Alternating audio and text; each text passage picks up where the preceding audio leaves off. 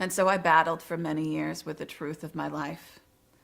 I always tell people, I never even had to leave the house without facing the onslaught of abortion, because all I had to do was turn on the radio, turn on the TV, open the newspaper, and I would hear people talking about children like me, like it's just a life that you can just throw away. When people say things like, who would take care of those children anyway? They're never going to amount to anything. They'll just be a drain on society. That's somebody's child we're talking about. That's somebody's brother, somebody's sister, somebody's friend. I don't take words like that lightly. And so it was a difficult journey for me. And I knew what I was being called to do. From the moment that I found out the truth about my life, I knew that someday I was going to have to come forward and share this publicly with the world. And I was scared to death. Because as we know, we live in a culture that doesn't want to talk about abortion, and then certainly doesn't talk about children like me who survive, at least not in positive terms. And so it took me many years to get to the point where I knew I could find the strength to come forward. And when I was 19, I started to do a couple of things in preparation, still kind of resisting what I knew I was being called to do, but stepping a little bit more closely to it. When I was 19, I started to look for my biological family, and I started working to obtain my medical records.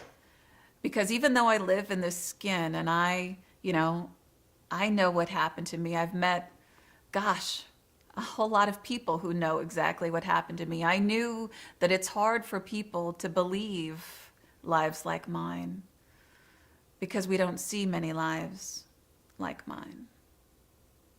So I knew I had to have those medical records. And so I started looking for them. What people sometimes don't understand is why I went looking for my biological family. What people typically say to me is, why would you go looking for the people that tried to end your life? And my answer is very simple. I owe it to them. And I owed it to myself to try to find them, because I first of all wanted them to know that I love them, that I knew the truth, that I forgave them so long ago for that decision. I can't even tell you when it was that I first forgave them. But I forgive them every single day of my life, over and over again. So I wanted them to hear it from me, that I'm alive and well, and that I love them. And so I had to look for them before I came forward. That was important to me. And it took me 10 years to find my biological family and 10 years to finally obtain my medical records. And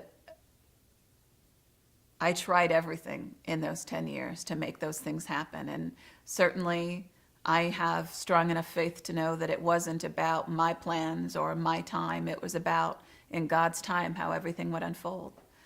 And so in 2007, after years and years and tries, I finally obtained my medical records. And I keep copies of my medical records on my website, because I want people to readily see the truth about abortion and about my life. And the piece on my medical records that you can see on my website is what I obtained in 2007 with some other pieces. And that one piece that so defines my life says, a saline infusion for an abortion was done, but was unsuccessful.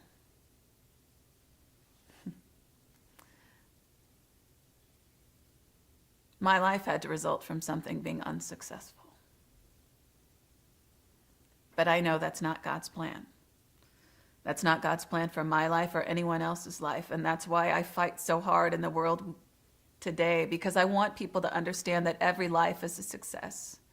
Regardless of the circumstance, regardless of the situation, every single life is a success. And it's not our decision to judge or to decide whose life is worth saving. And so 2007 is when I obtained those medical records.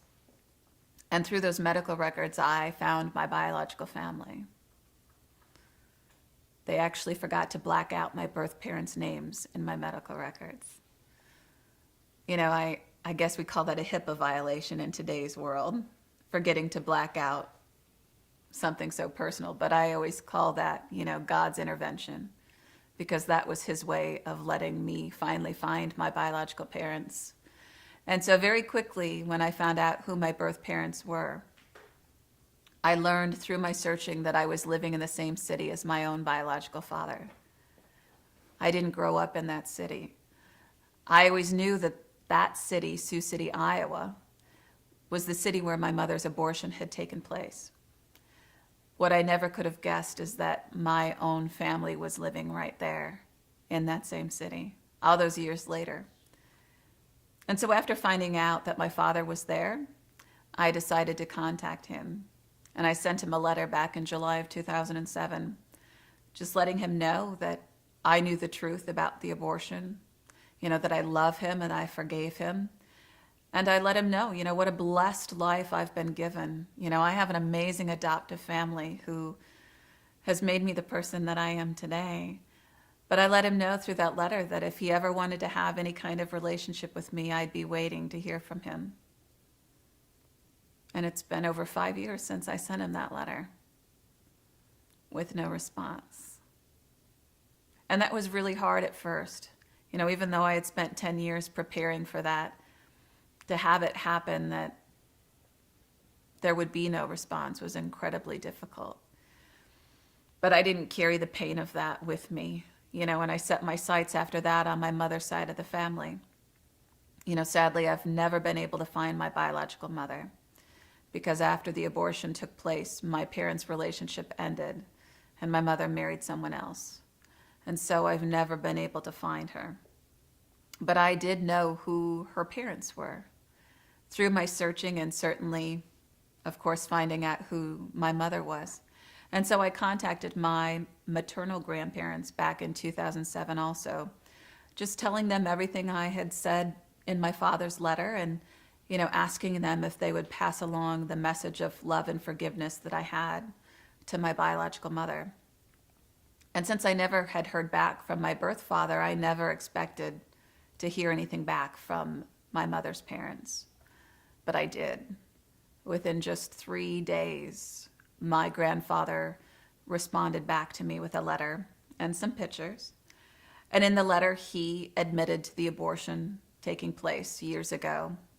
I think his exact words were, he knew, I knew, my live birth was not the intention at the hospital that day. Which, for him to even say that much was a very courageous thing indeed. In that letter, he told me a few things about my birth family. I found out my parents dated for 4 years before they became pregnant with me. And, it saddens me that after the abortion took place, my parents' relationship ended. I can only speculate, but I see it in families still today that an abortion changes everything. So many young women that I meet have been told that if they have an abortion, that their boyfriend or their husband will stay with them. But what they always tell me later is, I had that abortion and he left me. And so I can only gather that abortion had a very strong impact in my parents' relationship and, ultimately ended my parents' relationship. In my grandfather's letter, he let me know that my mother had never told anyone about the abortion and about me. And I can't fault her for that. I can't imagine how difficult her life has been, and how difficult it is for anyone in a society that doesn't want to talk about abortion or about having a painful consequence physically, emotionally, spiritually from an abortion, and then to talk about having a child that lived. I can't imagine how difficult it's been. And sadly, in his letter, he let me know that they wouldn't be passing along my message of forgiveness because in recent years, they had become estranged from my mother. And again, I can only speculate based on what I've gathered from my family and my own experiences and the work that I do, but it makes sense to me that my mother's abortion has changed even their relationship. Because what I've been able to gather is that it was most likely her parents, my grandparents, who made that decision for the abortion to take place. And so it makes great sense to me that their relationship is now strained. And so 2007 is the last time I heard from my mother's side of the family. And I'm at peace with that after all of those years of searching, because I have faith enough to know that if God intends for me to ever meet my biological mother or know my family, that it's going to happen in His way and His time. And 2007 is the first time I came forward with my story publicly as a survivor also. You know, after I first found out at the age of 14, I was pretty vocal about it. You know, I did things in speech contest, and I certainly gave speeches in my own classes at high school. But I grew to be very careful about speaking about it. When I went away to a university, I was very clearly communicated to that people didn't want to hear about what happened to me. And I had people who I thought were my friends that would say things to me like, "Oh, you know, Melissa, I'm so sorry that that happened to you, but it doesn't mean you have to be pro-life." And so it was a very long time before I spoke publicly again about it. And in 2007, after finally obtaining those medical records and trying to make contact with my biological family, is when I came forward publicly. And I first spoke with a group called Feminists for Life of America out of Washington, D.C. And I joined with Feminists for Life because I am a feminist who is pro-life. And I know that the first feminists were pro-life. And so it's important to me to join that cause and to help people understand that being pro-woman is also being pro-life. You know, to me, it's not an either-or situation, either the woman or the child. For me, it's a both and, for both women and their children.